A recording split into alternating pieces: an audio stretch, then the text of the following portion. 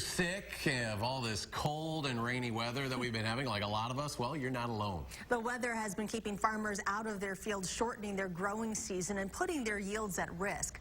Mark Kane explains. This planting season has definitely been one for the books. When it rains, it pours, literally, making it hard for many farmers to get into their fields and plant the crops they and their animals depend on. A nice squish sound.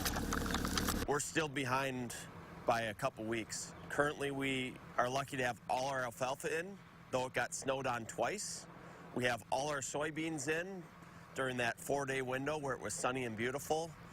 And we have about 60 acres of our 400 acres of corn planted. But dairy farmer Corey Brown is trying to stay optimistic. The only thing keeping our stress in check is that we can't do anything about it. With less than 10% of his corn in the ground, Brown is not alone. Usually by about May 13th or so, we're about 50% of the state has been planted.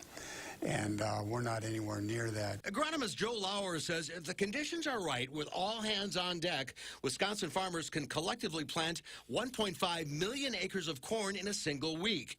But every passing day of not getting corn into the ground hurts the bottom line. Every day that's delayed right now, you're losing about 1.5 bushels to 2 bushels as we get towards the end of May. And the loss of those bushels per acre add up when corn yields about 175 bushels per acre. As more and more of these dates go by, the potential for any kind of a profitable or economic yield goes quickly by as well. Although it doesn't look like many farmers in Wisconsin will be getting into the fields this week, Brown is hoping for nice weather in the future. It'll get in the ground when it gets in the ground. Hopefully it's sooner rather than later. I'm Mark Kane, News 3 Now. The latest statistics from the USDA show that Wisconsin farmers have 52% of their corn and 30% of their soybeans planted. However, many farmers are having to change the varieties of corn they plant so it will be ready for harvest this fall.